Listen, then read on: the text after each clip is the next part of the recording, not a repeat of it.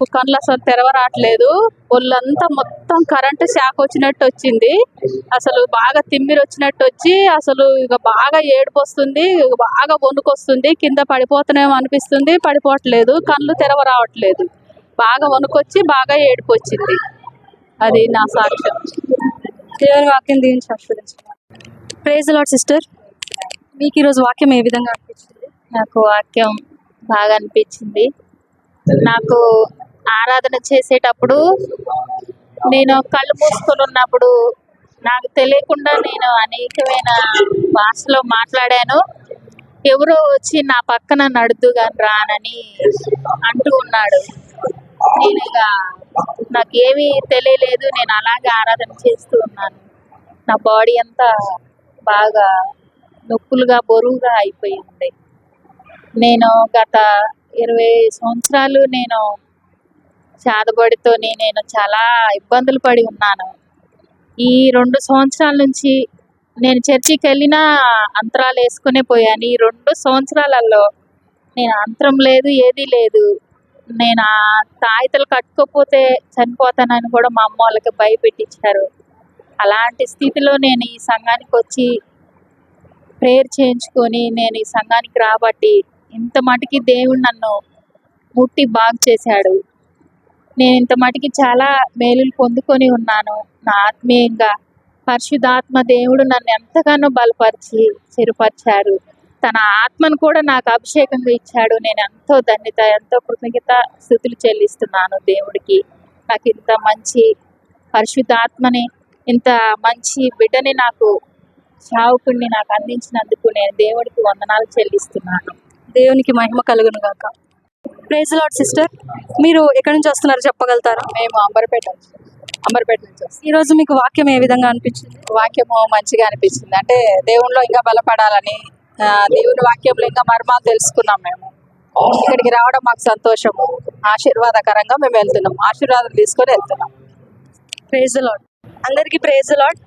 ఈరోజు జరిగిన ఆరాధనలో బ్రదర్ ఏమన్నా పొందుకున్నారా, లేకపోతే వాక్యం ఏ విధంగా అనిపించిందో మనం అడిగి తెలుసుకుందాం. Praise the Lord. Praise Lord. ఈ రోజు జరిగిన ఆరాధనలో నాకు దేవుడు దర్శించుడు.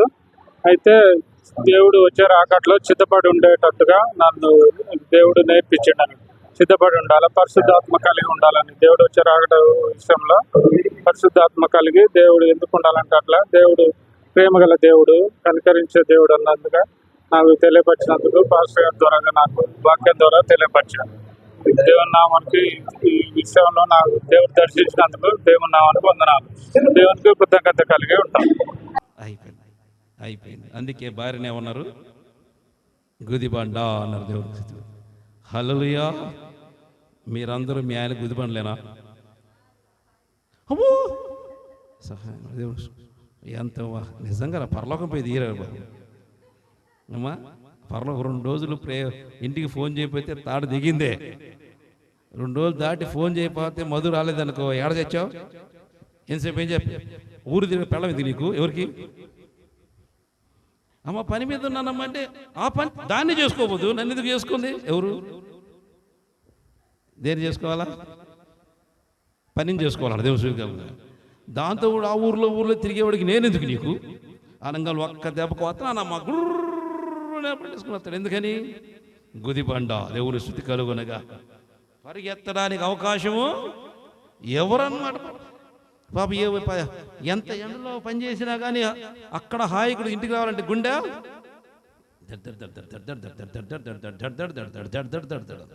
ఊరంతా కింగిలే, ఇంటికి రంగాలే బొంగులు దేవుని శృతి కలుగునగా. ఎందుకని?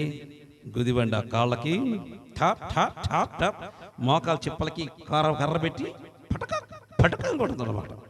అందుకే జాగ్రత్త. మీరందరూ ఎవరు?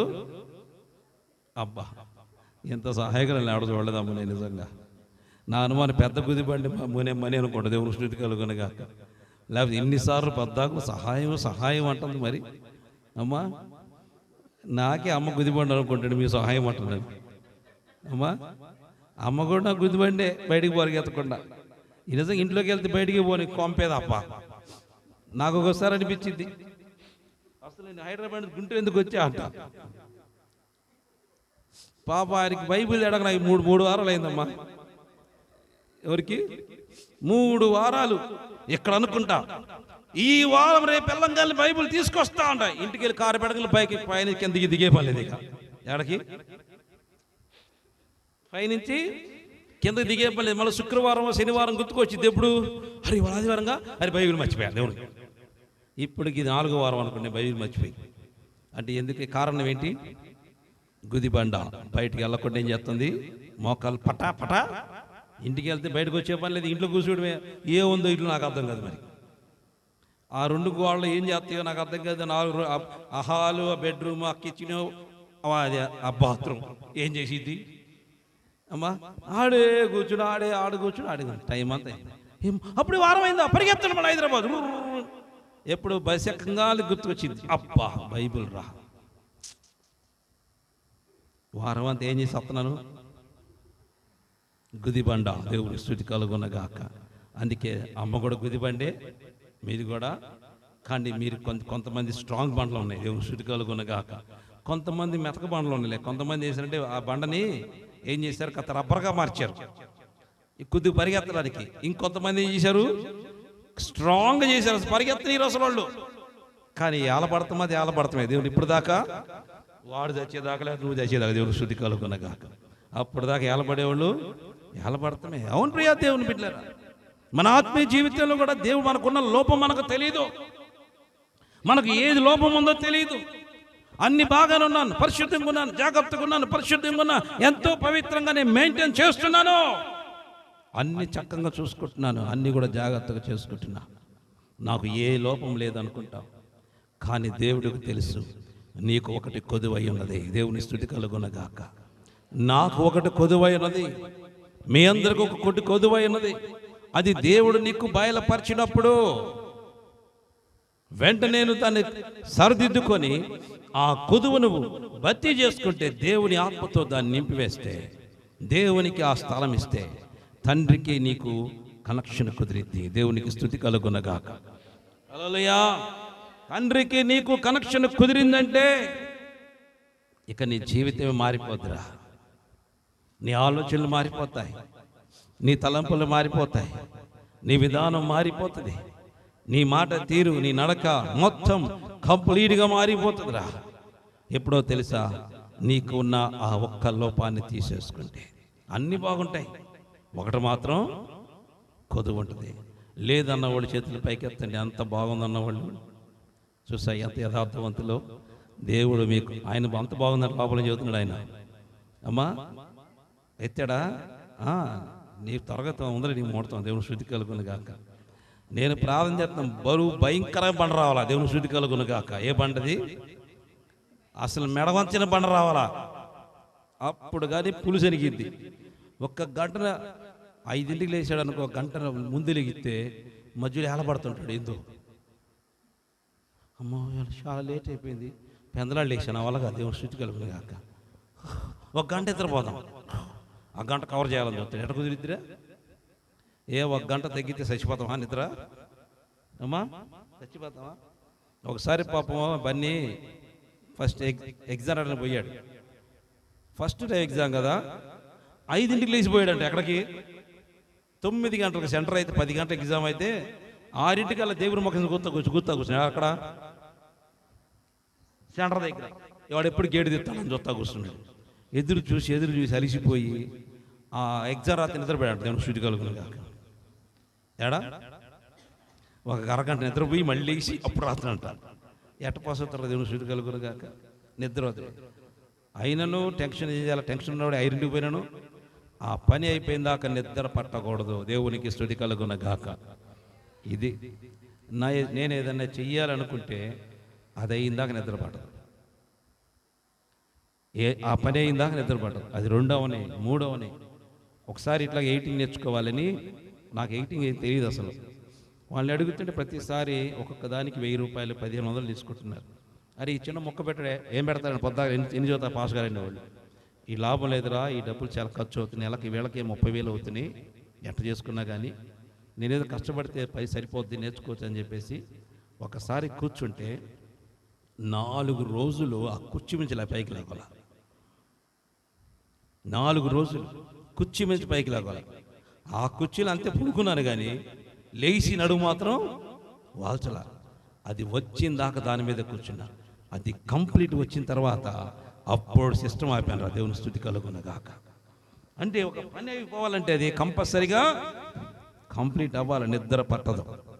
ఇది ప్రతి వ్యక్తికి కావాలా. దేవునితో మాట్లాడాలనుకున్నప్పుడు మాట్లాడేదాకా నీకు నిద్ర పట్టకూడదు. దేవుని స్తుతి కలుగును గాక. దేవుని దర్శించాలని దర్శించేదాకా నిద్ర పట్టకూడదు. నీలో ఉన్న ఆ ఒక్క లోపం మీద దాన్ని సరి చేసుకుంటే దేవుని యొక్క ముఖ దర్శనము చూస్తావు.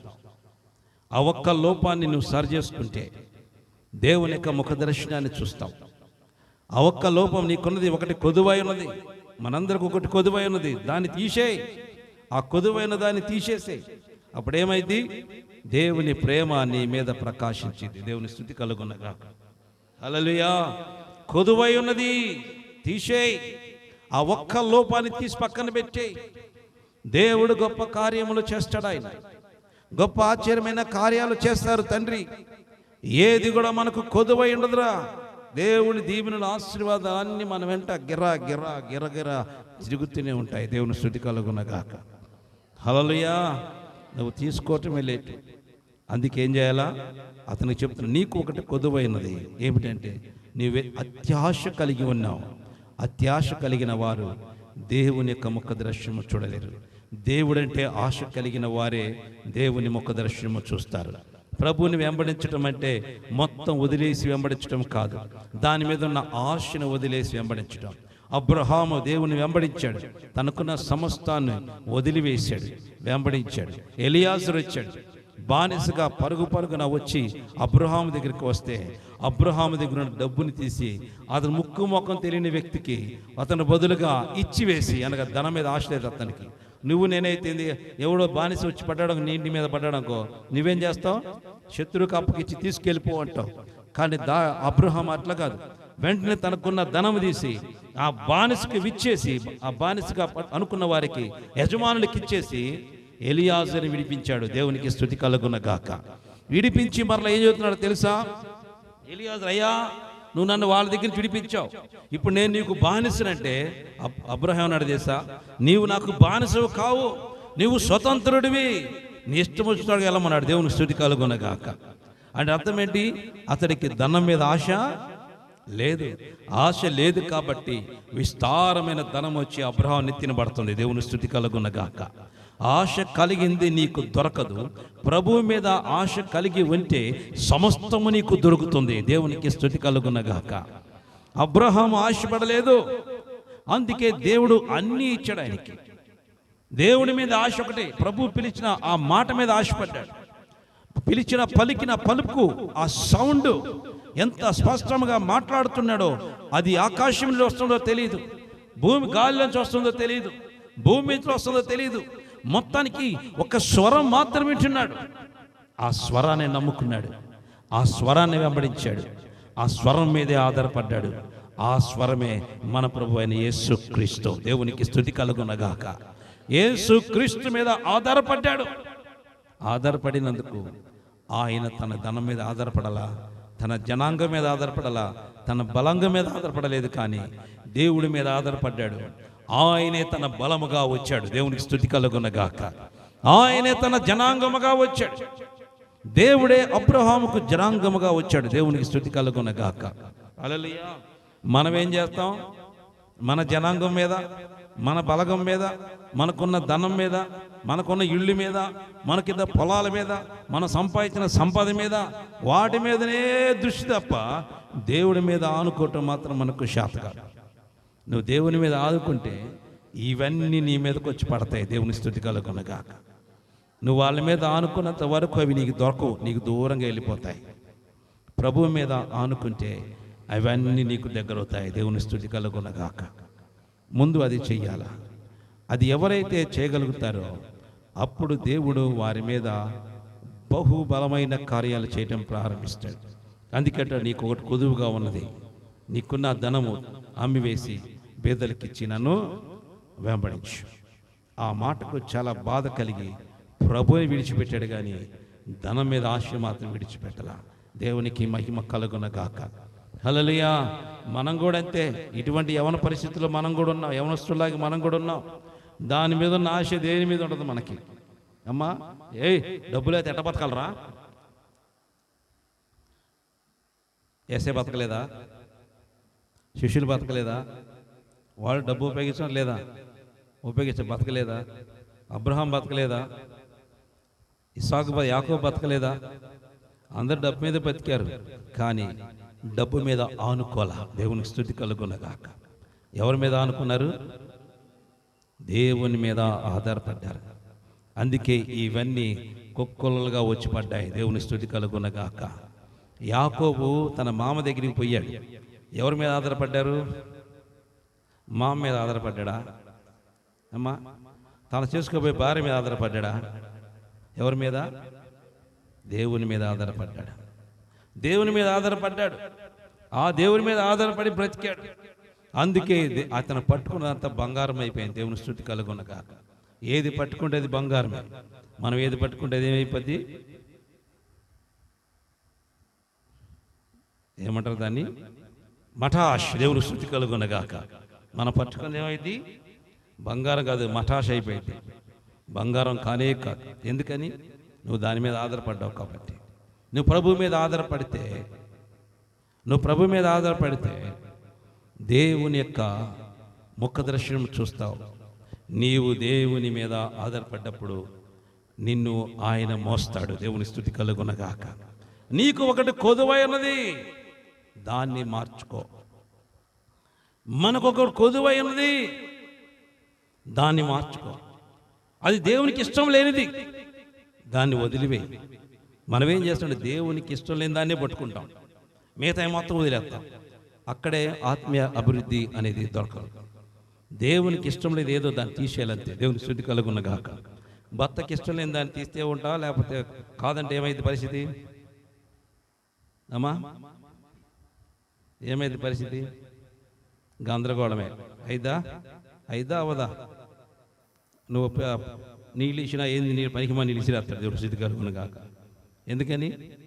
ఇష్టంగా లేవు కాబట్టి. అది ఇష్టంగా నాకు మురికి నీళ్ళు ఇచ్చినా కానీ ఏమవుతుంది? అమృతంగా తాకుతాడు దేవుని. ఎందుకంటే తాకపోతే మళ్ళీ ఏమని కొట్టదు అని చెప్పి ఏం చేస్తాడు? అమృతంగా తాగుతాడు. అది ఇష్టం లేనప్పుడు మినరల్ వాటర్ 700 రూపాయలు లీటర్ బాటిల్ తీసుకొచ్చి పోసినా కానీ దానికి ఎట్లా ఉంటుంది? ఏంది నలకలేండి, కళ్ళునే లేవా అంటాడు. ఎందుకని? ఇష్టం లేదు కాబట్టి. ఇష్టం ముందు నలకలు పోసిన ఏం చేస్తాడు? అమృతంలో నలకలు లేకుండా కనపడవు, తాగేస్తాడు. ఎందుకని? ప్రేమ లోబడ్డావు కాబట్టి. దేవునికి మహిమ కలుగునగాక. హల్లెలూయా. నీవు కూడా ప్రభువుకి లోబడితే నిన్ను ఇష్టరాలుగా మార్చేస్తాడు. దేవుని స్తుతి కలుగునగాక. హల్లెలూయా. నువ్వు ఇష్టడుగా మార్చుకుంటాడు. నువ్వు ఏది అడిగితే అది ఇవ్వడానికి ప్రారంభిస్తాడు ఆయన. నువ్వు అడిగిందన్నీ ఇస్తాడు ఆయన. నువ్వు ఏది అడగటమే లేటు, దాన్ని పాస్ చేయడం ప్రారంభిస్తాడు. అందుకే మనకు లోటుగా ఒకటి ఉంది, కొదువు ఒకటి ఉన్నది. దాన్ని ఈ దినం మనం విడిచిపెట్టేద్దాం. ఈ దినం విడిచిపెట్టేస్తే సరిపోయింది. కొంతమందికి వడ్డించడం కొదువు ఉంటుంది, ఎవరైనా తింటే ఇష్టం ఉండదు. దేవుని కొంతమందికి వాళ్ళు తింటే ఇష్టపడదు, ఇతరులు పెడతానికి ఇష్టపడరు. అందుకేం చెప్తారు? వాళ్ళకి పెట్టాలంటే మనస్సు రాదు. అది వాళ్ళకైతే బాగా పెట్టుకుంటారు. అంటే అర్థమైంది, అది కొదువైంది. ఏం ఎట్ట చూసుకోవాలో, ఆమె ఎట్ట చూసుకోవాలో అందరిని అట్టగే చూసుకుంటే ఆ కొదువ పరసమాప్తం అయిపోయింది. కొంతమంది కోడలు ఉన్నారు, అత్త అన్నం తింటుంది, దానికి ఎట్లుంటుంది? బీపీ పెరిగితే పెరగదా? అమ్మా, పెరగదా? ఆమె సద్యానం వేసుకున్నా కానీ పొలాలా కనపడుతుంది నీకంటికి. ఎందుకని? సరసర ఎప్పుడు చేయరాని పని ఒకడు దొరికిద్దా అని చూస్తూ ఉంటుంది. దొరకంగా దాన్ని పెట్టుకుని ఏలబడరా బాబు, దిగ్గి ఏలబడి మొత్తం గందరగోళం చేసి చేయటమే. అదే కొంతమందికి ఏమో అత్త ఇంట్లో ఉంటే ఇష్టం ఉండదు. దేవునికి ఎవరికి? అత్త ఏమైనా చిన్న పని చేసిందో, ఏంది మీ అమ్మ అనగానే లేచి మీ అమ్మ పోవే బయటకు, ముందు ఇక్కడి నుంచి నా కొంపలో నుంచి ఈ టైప్స్ ఏమైంది? అప్పుడు అది ఆ ఇంట్లో శాంతి సమాధానం ఉంటుందా? ఏది కొదువై ఉన్నది? వారిని చూసే చూపు కొదువై ఉంది, దాన్ని మార్చుకో. దేవుని స్తుతి కలుగునగాక. హల్లెలూయా. అప్పుడు ఆ ఇల్లంతా కూడా ఏమి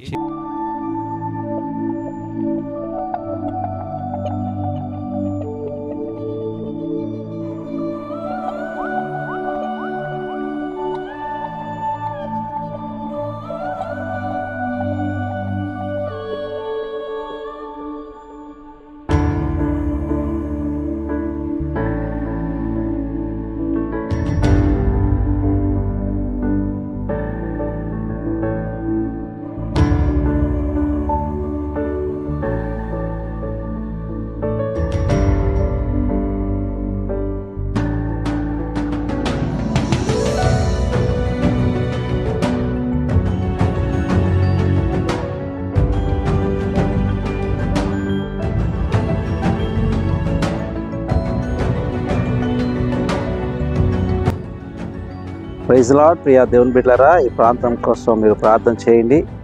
దేవుడు ఇక్కడ దైవజనం నిలబెట్టుకున్నాడు, మంచి పరిచర్య ఇక్కడ జరిగిస్తున్నారు.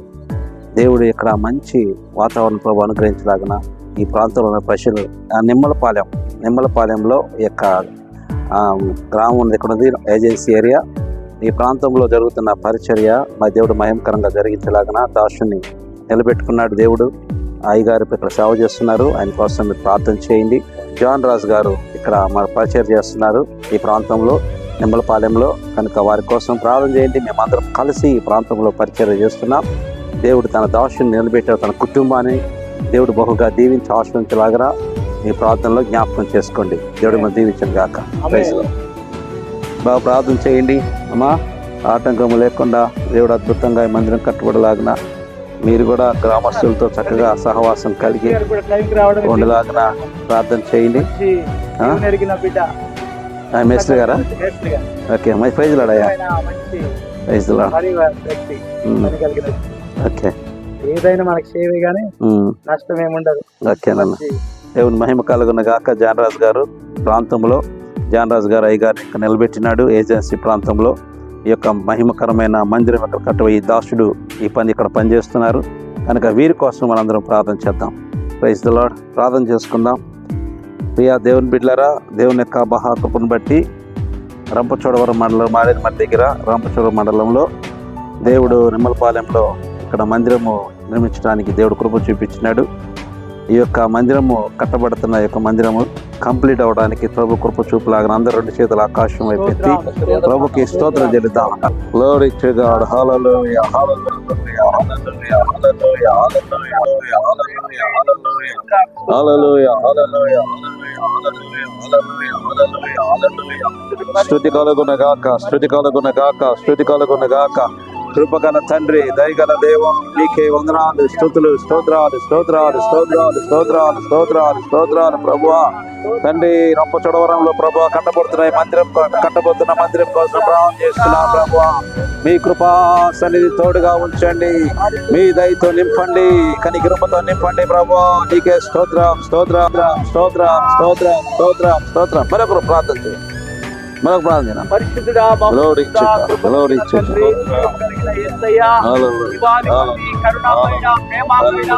నీకే స్తోత్రములు, స్తోత్రములు, నీకే ప్రభావములు. స్తోత్రం, స్తోత్రం, స్తోత్రం, స్తోత్రం, స్తోత్రం, స్తోత్రం, స్తోత్రం. Yes Lord, yes Lord, yes Lord, yes Lord. స్తోత్రం, స్తోత్రం, స్తోత్రం. ఆమేన్, ఆమేన్, ఉద్దేశములు సఫలమగునుగా, ఆమేన్. కోరికను సిద్ధింపజేసి ఆలోచన యావత్తు సఫలపరచబడునుగా, ఆమేన్. సుదీర్ఘ ప్రయాణం చేసి ఎంతో భారముతో బాధ్యత భారము దాసులు తండ్రి ఏజెన్సీ రంపచోడవరం అల్లూరి సీతారామరాజు జిల్లా ఏజెన్సీ ప్రాంతానికి తండ్రి మారేడుమిల్లి మండలం, అలాగే తండ్రి గంగవరం మండలం, రంపచోడవరం మండలం పక్క ఏజెన్సీ ప్రాంతాలకు తండ్రి ఈ దాసులను పురికొల్పి బలపరిచి నడిపించండి. ఈ దాసుడికి మంచి పరిపూర్ణమైన ఆరోగ్యము దయచేయండి. ఆత్మతో నింపి అభిషేకించాను, మీరు వాడుకోండి, మహిమ పొందండి. అయా, నీ దాసుని ద్వారా ఏమైతే జరిగించాలనుకుంటున్నారు, ఏమైతే చేయాలనుకుంటున్నారు, మీ ఆలోచన స్థిరపరిచే ఉద్దేశములు సఫలపరిచి ఈ నిమ్మలపాలెం గ్రామంలో ఇందరమైన దేవాలయం కట్టుటకు నీ కృప దయచేయండి. మనుషుల వల్ల కలదు నాయన, ఏదున్నా చేయలేవు తండ్రి, నీ ఉంటే జరుగుతుంది నాయన. అందుకనే జకర్యా ప్రవక్త ప్రవచిస్తున్నాడు, శక్తి చేత కాదు, బలము చేత కాదు, నా ఆత్మ ద్వారా మాత్రమే కార్యములు జరిగించిన తండ్రి. కనుక తండ్రి ప్రభు, ఈ స్థలంలో అద్భుతమైన కార్యము జరుగునుగాక, ఆశ్చర్యమైన కార్యము జరుగునుగాక, ఈ రాశిలో కాలుస్తున్న స్థిరమగునుగాక. అందరి ప్రార్థన మీరు ఆలకించి సంఘానికి ఒక ఎంతో కాలముగా కనిపెడుతూ ప్రార్థిస్తున్నారయ్యా. నీ సేవకులు ఎంతో ఉపవాసపడి కన్నీరు అయ్యా, దాని ప్రతిఫలముగా ఈ స్థలం ఆ బిడ్డలందరూ చేరి అనేక మంది చేరి స్తుతించాలయ్యా, నేను గణపరచాలయ్యా, నేను ఆరాధించాలయ్యా. అతి కృప ధన్యత ఈ స్థలంలో నెరవేరును గాక, అద్భుతమైన కార్యము జరుగును గాక, ఆత్మ కార్యము జరుగును గాక. దాసులను ఇంకా మీరు దీవించమని ఆయన తోడు నడిపించుమని యేసయ్య నామములు స్తుతించి ప్రార్థించుకుని నీముతో బ్రతుకులాడి నామ పరమ తండ్రి. ఆమేన్. ప్రార్థనకి ఇచ్చిన మన దేవునికి అందరం స్తోత్రం చెల్లిద్దాం. ప్రేమ కలిగిన తండ్రి, మహాపరిశుద్ధుడా, మీ ఘనమైన పాదములకు వందనాలు, స్తుతులు, స్తోత్రాలు చెల్లిస్తున్నాం తండ్రి. అయ్యా, అల్లూరి సీతారాం జిల్లా మారేడుమల్లి మండలం ప్రభువా, అయ్యా నిమ్మల తండ్రి యొక్క ఊరిలో ఇచ్చిన కృపను బట్టి వందనాలు, స్తోత్రాలు. చిన్మలపాలెం ప్రభువా, ఈ యొక్క ఏజెన్సీ ప్రాంతంలో తండ్రి ఈ పరిచయను ఇచ్చినందుకు వందనాలు, స్తోత్రాలు చెల్లిస్తున్నాం. ఈ యొక్క ఈ నిమ్మలపాలెంలో కట్టబోతున్న ఈ యొక్క మందిరం కొరకు ప్రార్థన చేస్తున్నాం. అయ్యా అయ్యా సహాయం చేయండి, మీ కృపతో నింపండి, మీ మహిమను ఇక్కడ ఉంచండి.